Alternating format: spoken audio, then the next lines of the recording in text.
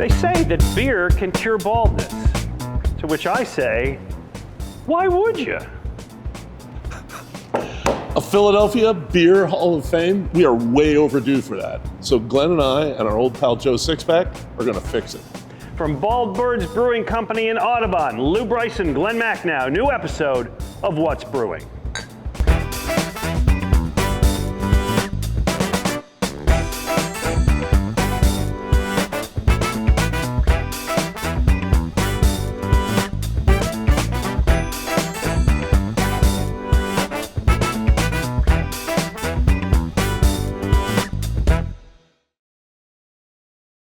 So we've had the pleasure of visiting some great Montgomery County breweries this season. Love the beer, love the food, love the atmosphere. Tessa Robinson, tell us about what's new with Monco Makers. Yeah, so we recently had a passport refresh last year. We have new prizes coming your way that you can win when you visited all of the breweries. And we also are adding new breweries every day, every month. So keep an eye out for new locations to visit. I love it. How do people find the passport? Go to moncomakers.com. It's very easy. You input some information. It's a free download. Add it to your home screen, and then you can view it whenever you need. Fun times. Monco Makers Passport. I use it. You should too.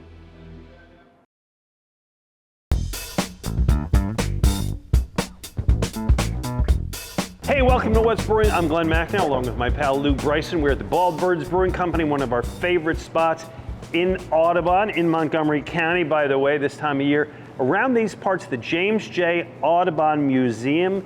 It's a great place to go and visit. Lew, I am drinking Change of Pace Hazy IPA. Change of pace for a hazy IPA for Yeah, you? not for me. It isn't a change of pace. But hey, I like what I like. What about you? I have the Darkness on the Edge of Town. Edge of Town Schwartz beer. Oh, Always love a Schwartz beer, can't turn them down. little Springsteen. Okay.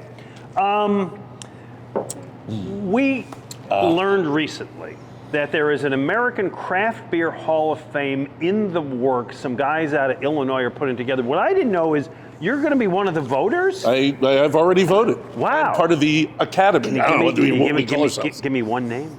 I can tell you, I voted for Fritz Maytag. Oh, one of the pioneers out in California. Yeah. Absolutely. All right, so it's a great idea, but we decided let's do it locally. This show, we're the guys to do it, of Heck yeah. course. Regionally, locally, we're going to put it together. And for the remaining episodes this season, each week we'll add a couple of names. We decided to start with 5 because the original the Baseball Hall of Fame had 5 in the original class. Can you name them? No. All right. Well, it's Babe Ruth, Hannes Wagner, not Lou Gehrig, Ty Cobb, Walter Johnson, Christy Matheson. Okay. And for our purposes, can be a person, a place, a beer, whatever. And for the first one, as Lou said, we brought back our old friend, Joe Sixpack, future Hall of Famer. Shh, don't tell him. He gets to do the first inductee. Joe, we go to you. A Philly Craft Beer Hall of Fame? I don't think you could start with any better nominee than the bar that was there at the very beginning, McGillen's Old Ale House. It's Philly's oldest bar. It was serving beer before the Civil War. It survived Prohibition, it outlasted Schmitz and Ortlieb's, and it's still serving great craft beer. Today, McGillen's always seems to be part of the local beer buzz because they understand the importance of tradition in Philadelphia beer. I have no argument with that. I cannot argue with that at all. It's a great place. Absolutely. All right, you go next. I'm going to do a combo. I'm going to do Tom Peters and Monk's Cafe because you can't separate the two. Tom Peters started out bringing great Belgian beer to Philly at various places, opened his own place with Fergus Carey at Monk's Cafe. Monk's Cafe brought the world's attention to Philadelphia. Yeah. Well, and you brought a Monk's beer with you while you were here. Monk's Cafe Summer Ale. Very, very worthy. Absolutely. Entirely agree. Let's go back to Joe Sixpack. He gets the next inductee. It's exciting. Of course, you can't have a decent beer hall of fame without beer itself, and that's why I'm nominating Yard's ESA. There have been a lot of important beers over the years, but to me, the beer that really got the whole craft beer scene started in Philly was Yard's Extra Special Ale. The thing that made it special was cask conditioning, a way of brewing in which the draft beer continues to ferment even after it's been delivered to the bar. It was fresh. It was full, and it was unlike anything that Philadelphia had tasted in more than 50 years. More importantly, people talked about it. It seemed special, like the start of something new. You could say Yard's ESA was the seed that started the entire Philly craft beer scene. Well, I have to tell you, I honestly was not familiar with Jim Anderson. Oh, old pal of mine. I've stayed at his place in Scotland. Why don't you drop a few names while you're there? Gee whiz. Excuse me. Well, it's not that big. It's a bar. Anyway, Yeah. that's a great name. All right, so I'm bringing in a beer. There are iconic beers, and then there is Trogs Mad Elf. It is the ultimate holiday beer, cherry, honey flavor, 11% delight that began when John and Chris Trogner experimented with a recipe that literally blew up their fermentation tank. 22 years later, it is one of the most anticipated, sought-after craft beers in America. Can never make enough of it. Mad Elf, you're in the Hall of Fame. Joe Sixpack, you're next. Which leads me to my third nominee, a guy you could call the Johnny Appleseed of Philly craft beer, Jim Anderson. His name may be unfamiliar to you, but back in the 80s and 90s, he was the Philly craft beer guy. He was a bartender, a bar manager, a festival organizer. He even published a newsletter devoted to beer. Back when small breweries were struggling to get a spot on beer shelves or tap lines, Jim was out there promoting the hell out of them. For years, he ran America's biggest real ale festival. He organized Philadelphia's very first Belgian beer festival. And above all, Jim Anderson preached an important message. Don't take craft beer for granted. That's why he belongs in the Beer Hall of Fame of Philadelphia.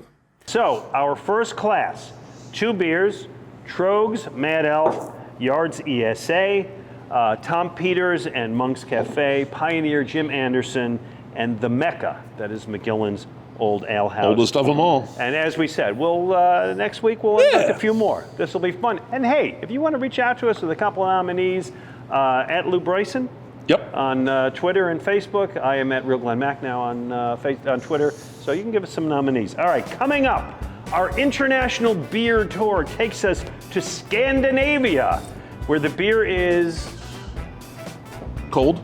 okay. There you go. Lew Bryson, Glen Macnow from Bald Birds Brewing in Audubon. It's What's Brewing. This island is our home. Here, the rhythm of life is set to the ebb and flow of the tides. From sunrise serve sessions to sunset clam bakes, every moment is a shared experience among locals and visitors. A place where time slows down and problems are left behind as we cross over the causeway. Whether LBI is a summer colony to you, your home, or maybe you've never had the chance to visit, this is our way of capturing the essence of our island home for you to experience. We invite you to crack open a can and raise a glass as we celebrate the spirit of Long Beach Island with LBI Lager. Island inspired, brewed for the beach, enjoyed everywhere.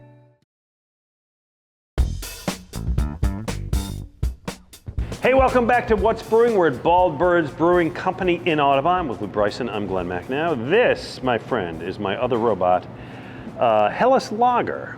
Nice. Which I enjoy, a nice lager. What about you? That thing, man, that's a thing of beauty. This is the King Congo coffee porter from Bald Birds, 6.5%. Smells great and doesn't lie. Very nice. Yeah. By the way, we want to thank our sponsor, Montgomery and Valley Forge. Elmwood Park Zoo is right around here. I love that place, and this time of year, a lot going on in the winter. Don't forget about that. All right, we're going to do Scandinavia. We're doing every show beers from another country this year, which has been a lot of fun. We thought, like, let's do Scandinavia. Not a lot that you can bring in here, tough to find. So we went. We're going to talk about that. Okay, we went Nordic, which includes Sweden, Finland, Norway, Denmark, and Iceland, because we found a couple from Iceland. We're not going to drink these. These are the Einstocks. You can get these anywhere. Toasted Porter and the, is it Baltic Pale, Arctic Pale Ale? Made up on the north coast of Iceland, so way up there. Wow. So you said you have a reason why it's so tough to get these. Oh, yeah. Craft beer. Nobody's drinking imports like we used to. I mean, when you and I were young, imports were how you got good beer. Yeah. Now we got good beer, well, right here. Yeah. And people just don't think of the Interesting. imports. You don't have to as much. No. Okay. No. But there are some, like we've done Germany and Czech and so on. So those are like so well established. Yeah. Got it. By the way, when we do cheer, I'll tell you what, I'm gonna pour you this. This is you pronounce it T-L, is what I've learned, maybe. At least that's what they said on the name internet. of the brewery, not the 45 The name of the part. brewery. Yeah. It's the 45-day Pilsner, a nice 4.7 ABV. Smells peppery, a little spicy. Okay. Slightly unfiltered Pilsner. Oh, yeah, it is. So it matures for 45 days, which they think is a big deal. What's the advantage of having it mature that long? You always want to go with as long a maturation, well, not as long as you can get, but a longer maturation means a more rounded, smoother lager beer. Okay. What'd you bring? I brought one of the biggest beers in Denmark, Carlsberg, and I didn't necessarily bring it for the beer reason. It's a good enough international lager. Yeah. But it's a wonderfly historic beer. Carlsberg, lager yeast, the Latin name is Saccharomyces carlsbergensis, because their head chemist, Emil Hansen, isolated the lager yeast strain back in 1883, and even more importantly, shared it with the world. Oh. Which I just think is really cool. Yeah, very cool. You know, it's like Salk giving away the polio vaccine. Yeah. Polio, excuse me. The polo vaccine. Yes, yeah, we'll never play polo again. Right, you don't buy bad sports shirts.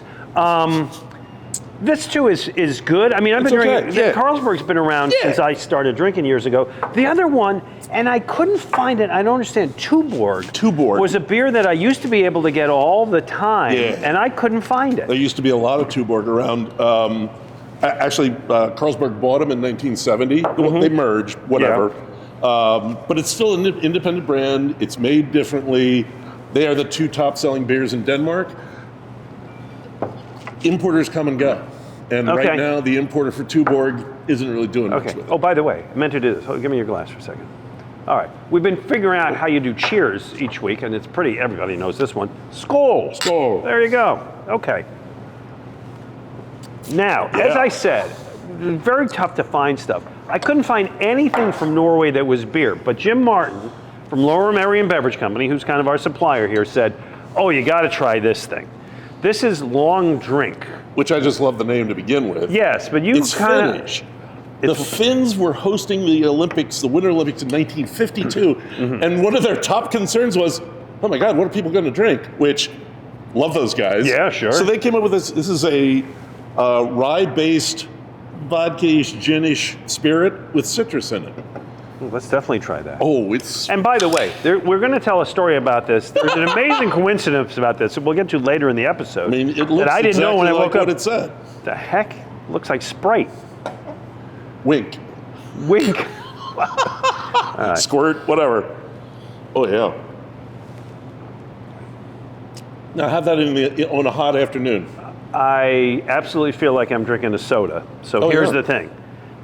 I really feel like I could dangerously pick this thing up, just down this thing.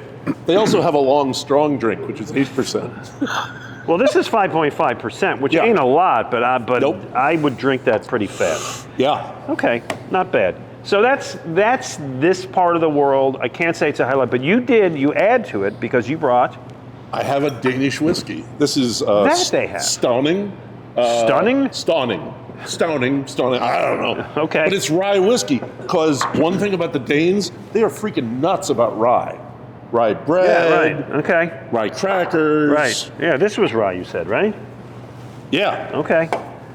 So this is Danish whiskey. By the way, Lew Bryson has written his third book on whiskey coming out this fall. This fall. What's the name of the book? American Whiskey Masterclass. I look forward to that. Okay, there we go. Cheers. Oh yeah.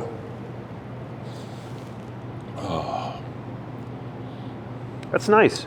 That's a crisp. That's a good I like rye. it. Yeah. And it doesn't really taste like an American rye, which I appreciate. It shouldn't. All right. Pardon me for what I'm about to do. Coming up. Does beer cure baldness? Well, evidently not. Apparently it causes it.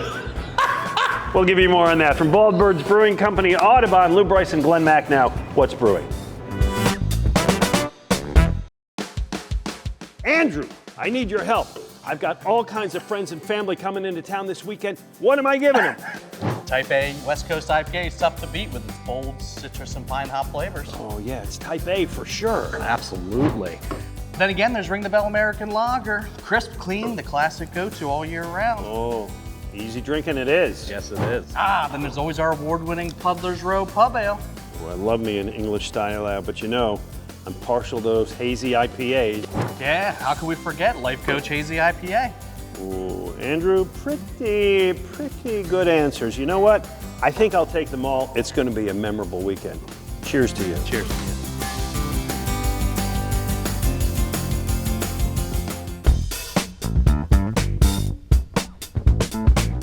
Hey, welcome back to What's Brewing, brought to you by Montgomery County and Valley Forge, when we are in Audubon at Bald Brewing Company, which is right near Arnold's Go-Kart and Laser Tag Emporium. Abby Ferrar joins us. She's the co-owner of this joint. This is where like we all do our kids' birthday parties. Yep, everybody's got There you go. Laser tag, All right. arcade. Meanwhile, we plan to drink beer, and there's a theme to this one. This is the Bald Eagle, Imperial Stout I'm drinking, and you have? I have the Subtle Gestures Blonde Ale. Blonde Ale, and Lou? I have the Fade West Coast IPA. Yeah, so there's a theme with this thing, and we did it because of this. There is a myth that, and do the reveal. Thank you, we are at Bald Birds. There is a myth that drinking alcohol causes hair loss, which isn't true. Well, it's not true, but you know, drinking too much alcohol isn't good for anything, including your hair, so drink in moderation. And the other hand, there is a long-held belief that, among other things, beer helps grow hair, not by drinking it per se, but by rubbing it in your scalp and all that stuff. It's never been proven. It's never been disproven. There is evidence, while it may not prompt hair growth, that according to U.S. News Health, what better source, beer contains nutrients that benefit healthy hair. So let me read you some of the science, okay? Sure. Okay. Beer is made with hops, the flower of the Humulus lupulus plant, which contains anti-inflammatory, antioxidant, antimicrobial properties that can nourish hair. Well, hops are full of lots of chemicals. Okay, I'll take that as a yes. Beer is made with barley. Barley has zinc and B vitamins that hydrate and strengthen the hair. Beer is full of folic acid, and I can't, follicle. So maybe. Okay, you buying this? Jury's out. Sure. Okay. Beer adds volume, reduces dandruff. Woohoo! Not a big issue for any of us. The antioxidants treat dry skin and oil buildup. Antioxidants are well known to be a good thing. So I looked into this, folks. There is an entire industry of beer shampoos, conditioners, beer hair masks. I don't even know what that means. Which is actually I do. It's a paste made of beer and honey that you wear on your head for 15 minutes before shampooing. Hops infused hair oil, etc. So I decided to try it. Okay, for the three of us. Okay, I would have to see some physical evidence. Well, you may yet, my friend. This, Whoa! Abby, is Duffy's Barber Grade Craft IPA shampoo, which claims to thicken, cleanse, and renew. Made with, this is what it says. Of course, it has to be an IPA. It had to be, right? It says made with real, actual, drinkable. Don't drink that. I'm not. And delicious IPA from a premium small batch brewer on the East Coast. Doesn't tell you which one. Yeah, that's a pretty wide net. Oh, by the way, they put a caution on the bottle. Beer tastes good, beer shampoo doesn't. Don't drink me. Okay? Okay. There you go.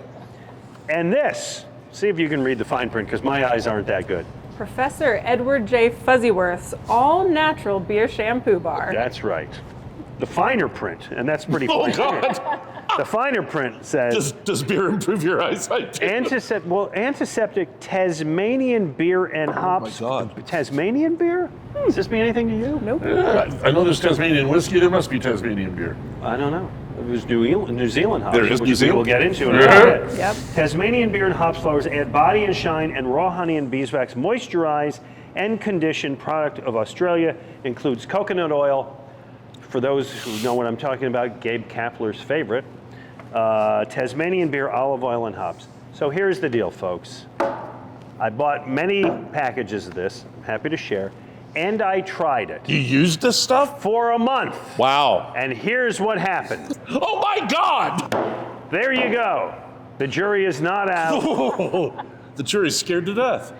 Yeah, I think it's kind of nonsense, but I had fun. It was good. All right, Abby, stick around. When we get back, we want to talk to you about your great place here, Bald Birds, and everything that is going on with you and with the industry. Lew Bryson, Glen Macnow from Bald Birds.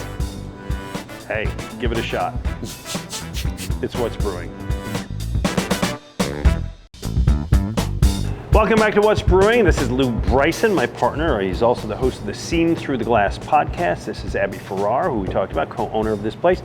And this is a New Zealand style. What are we drinking here? This is the Cloud Piercer. It's our New Zealand style Pilsner. So kind of as if a West Coast IPA and a traditional Pilsner had a baby. It's unique. Okay. I like it. this idea. We both got one. Yeah, it's a very nice beer. All right, before we talk to Abby, it is time to show our winners from this week's photo contest. And we kind of did this right around New Year's, so it's like the day after. You don't want to get out of your pajamas. Beer in pajamas, and here is our winners. This is Tim Knepp. I love this picture because Tim has the look of a man after a long day at Christmas with his kids. It kind of says Chevy Chase and Christmas Vacation. Lew is a long-suffering man. Lew, you get to come to our year-end party. Congratulations. Yes. Arlene McCann is enjoying a halftime flight in her Eagles PJs. Good for her. Jeff Walton, actually thanks our sponsor, Laura Marion Beverage. He said, they saved the day with my post-Festivus celebration with 2 bottles of Dungeons and Dragons D20, Dragon's Milk. Nice. Drinks well with others, at least with his cats. And Ted Malick, I love this. His family Christmas party has an annual theme every year. This one happened to be come in your pajamas. Very good timing. Congratulations to them. You all get to come to our year-end beer party. Here's our new one. Beer and Bald. We want a picture of you, either bald or with a bald person with a beer. Creativity counts, beer and bald. There you go. Send it to @Real Glen Macnow on Twitter or Glen Macnow. Send it to our What's Brewing Twitter or Facebook accounts, or to Lew, which is @Lew Bryson. All right, Abby, we love being here. Let's talk about some things that are going on. First of all, we brought this, and coincidentally, we learned that this thing that's from Finland but is made in the United States, you're one of the people who makes it? We are a co-packer for the Long Drink brand. We've broadened our capabilities a little bit in the past 2 years, and we've gone from just making beer to now we make spirits, and we even make some non-alcoholic beverages. So we've gone into the co-packing space, which is a very interesting way that we've been able to stay nimble in these interesting times industry-wide. And this is a big deal, right? I mean, this thing, Lew was very familiar with it. I was not. I guess it's one of the fastest growing cocktail brands in the world from the canned cocktail perspective, and they're in got about. a sister-in-law in Virginia. She was having me mule it down to her because she couldn't get it. They're in about 40 states in the U.S., and they just recently entered PA with the new legislation that allows for the RTDs to be sold in the beer stores. So it's been an awesome time. It's been a really cool opportunity for us. Good for you. Yeah.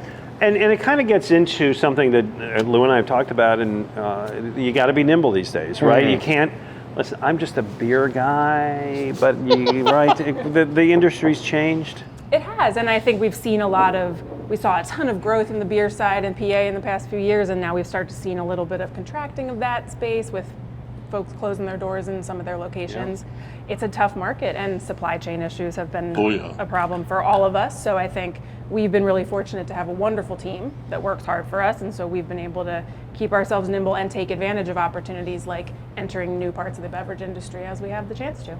And yet, because I've been looking at this the whole time we've been here, your beer list is pretty much beer-flavored beer. We try to do beer that tastes like beer, yeah. Look, the thing that's maybe the most out of that is a coffee porter, which they've been around for a while. I mean, not to say it's boring, because it's not. That was a good beer. And I think that's what we've kind of gone through in the past year, is a return to a little bit more traditional brewing styles. We always have kind of an interesting seasonal approach too, where in the spring we'll do some fruited sours or wheat beers or things Sure. like that. But we do like to come back to the more traditional styles and really try to nail them and to be really good at those. Yeah. All right, so I'm a dope because I learned that you have a place, Jersey Shore, and I'm thinking, oh, I don't remember their place down the shore. And then Lew says, oh yeah, that's around the corner from me. And Lew lives in Millheim, whatever. And like, all right, so I'm confused. So we started here in Audubon 6 years ago. Yeah. 2 years after that, we opened in Jersey Shore, PA. So we have a large production facility in central My Pennsylvania. geography does not. You know where Williamsport is? Yeah, Little League World Series. Jersey Shore is kind of a suburb. Why is there a place up there called Jersey Shore? Why is that? The Susquehanna River runs through this town. West and- Branch. West branch of the river. And during the time where they were settling the town, one bank of the river was settled by folks from New Jersey. And over time, they just started became calling it known the as- Okay, this Jersey is not Shore. too confusing. All right, real quickly, I want to get a couple things out of here. You talked about you're doing other things. You have a distillery right near me in Havertown. We do. We have a small distillery tap room called Sophie's Four Birds. So we've teamed up with the folks from Sophie's Barbecue. So they offer the By the way, restaurant the ribs side. are phenomenal. So good. The Wonderful ribs are barbecue. They really, handle the really food good. service. We handle the bar. So that's a really great little location. We had a fire there last year. We rebuilt Yeah. and reopened. So we're happy to be back there. That's been awesome. And then we have this location in Audubon and then in Jersey Shore as well. Okay, so this location in Audubon, I want to get people here. How do they get here? When do you open, et cetera, et cetera? We're open Wednesday through Sunday. Wednesdays 4 to 9, Thursdays 4 to 9, kind of that typical afternoon, evening, and then open at noon on the weekends. And we do a lot of fun things: trivia, dueling pianos, music bingo, the whole shebang. Dueling pianos? Oh yeah. What is that? We clear out our whole tap room and we have 2 guys with keyboards come in and they do requests, they sing, everybody's dancing. It's awesome. We do that about twice I love a year. that. I love that. All right, and the address? 970 Rittenhouse Road. We're tucked back in a corporate park, so Right. we can be a little tough to find. But your signage is good because you come in here and you think like I'm going into where is this? But you see the signage. It's great. Abby is. We've been here many times. We love it. Thank you again for having us, Lew. Tell you what, I'll see you next week. Cheers. All right, and we'll see you next week on a new episode of What's Brewing.